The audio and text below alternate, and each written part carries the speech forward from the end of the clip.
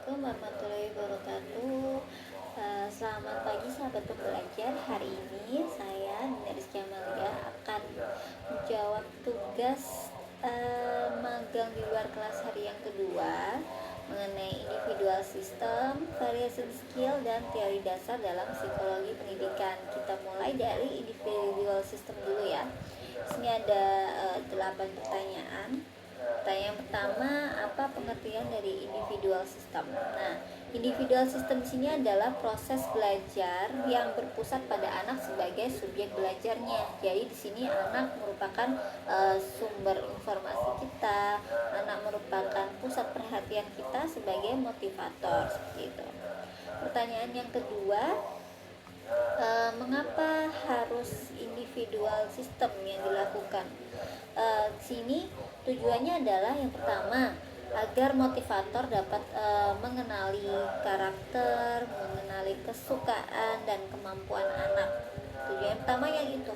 Jadi kita tahu kenal karakter, kemudian kenal kesukaan dan kenal dengan kemampuan anak dulu. Kemudian yang kedua, kita bisa melakukan pendekatan sesuai dengan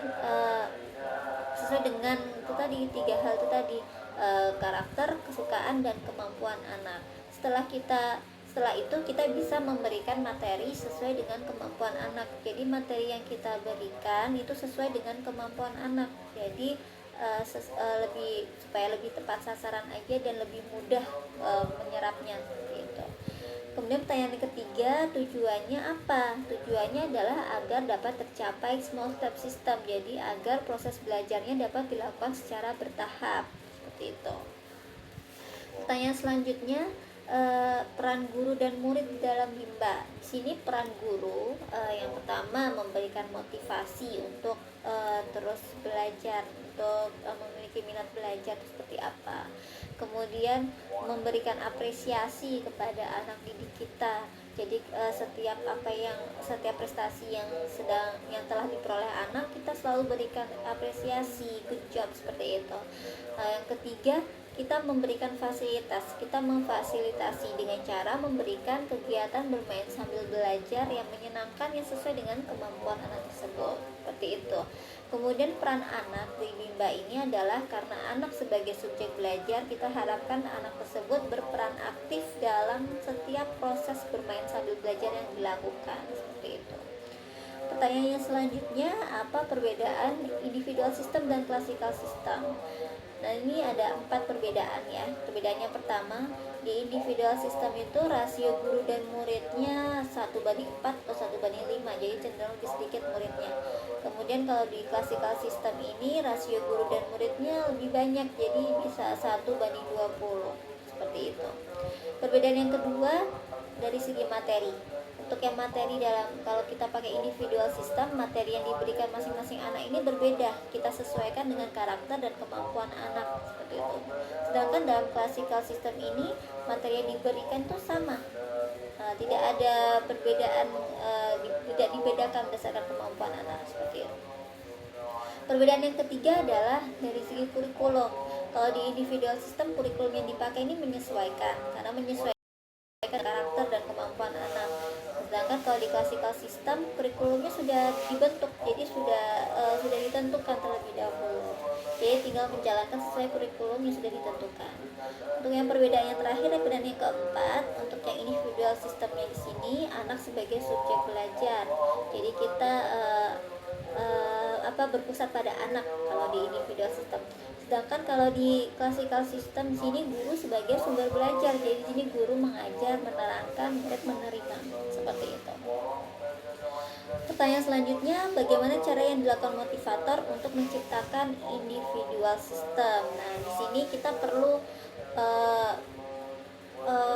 memperhatikan. Yang pertama, bisa mempelajari dan mengenali karakter anak didik kita itu seperti apa ya, apakah dia cenderung anak yang pemalu, kemudian pendiam, atau yang ceria, yang memiliki banyak inisiatif, atau cenderung yang suka teriak-teriak. Karena kita akan bertemu dengan berbagai macam karakter anak. Nah, untuk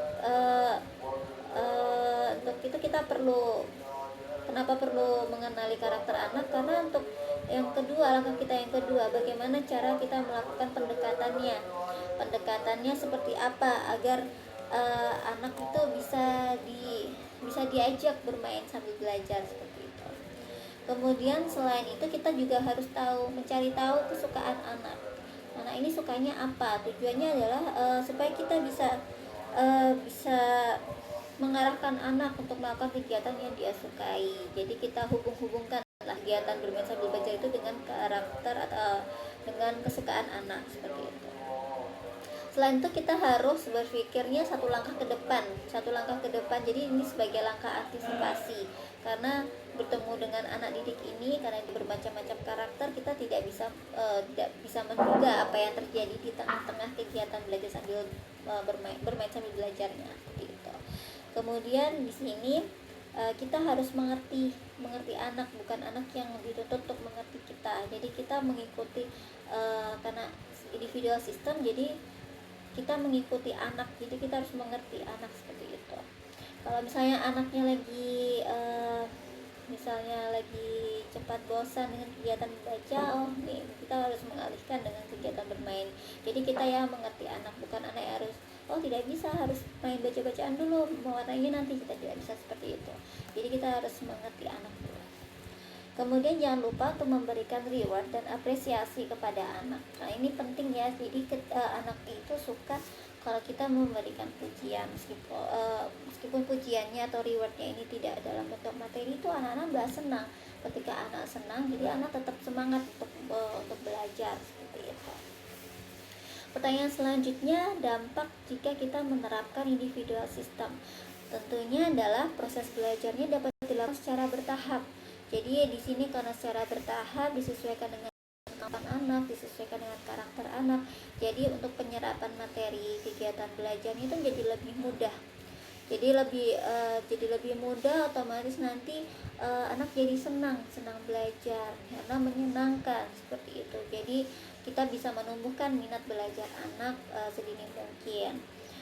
Kemudian dampak dari classical system seperti apa? Tentunya kalau classical system proses belajarnya bukan bertahap lagi ya. Jadi di sini penguasaan materinya itu mungkin karena tidak disesuaikan dengan kemampuan anak, karena materi yang diberikan adalah seragam. Jadi penyerapan materi masing-masing anak ini berbeda seperti itu.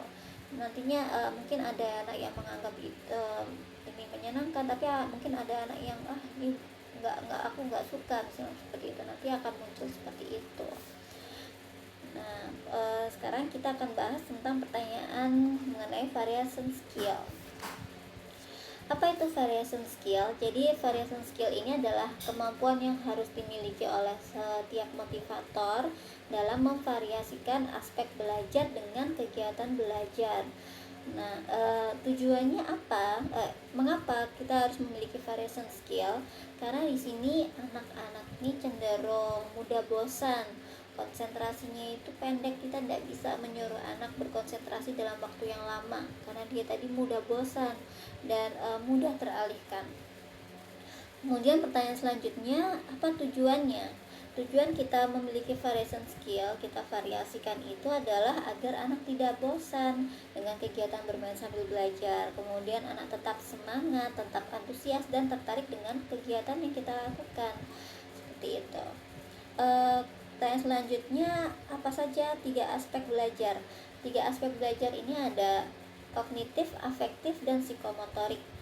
Kemudian kan kita bahas ya, yang mulai dari yang pertama, kognitif. Kognitif ini berkaitan dengan logika, berkaitan dengan pengetahuan. Jadi di sini contoh kegiatannya adalah kegiatan membaca, kegiatan berhitung, seperti itu.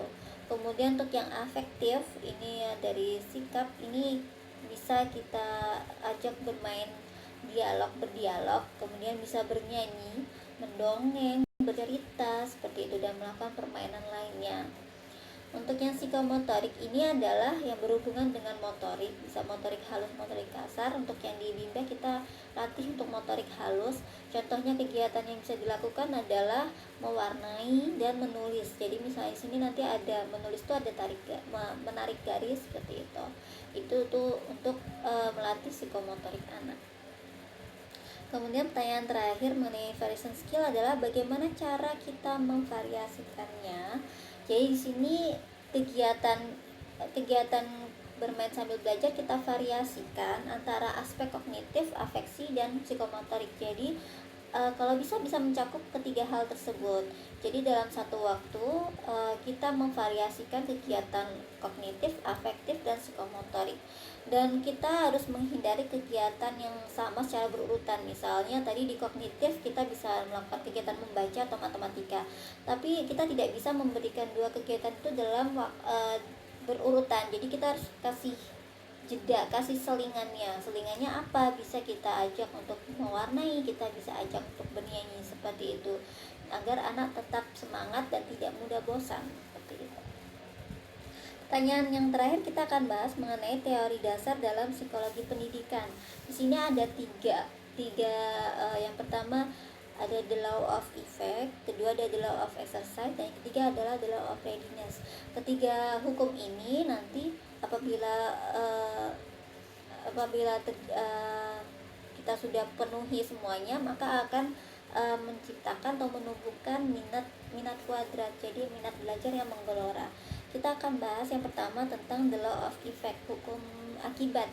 Jadi di sini dimulai dari apabila kita bisa menciptakan kegiatan bermain sambil belajar yang menyenangkan, maka anak akan senang. Ketika anak senang dengan satu kegiatan tersebut, misalnya senang dengan kegiatan baca-bacaan, kegiatan bermain baca-bacaan, maka ketika mereka udah senang, maka mereka akan mau mengulang.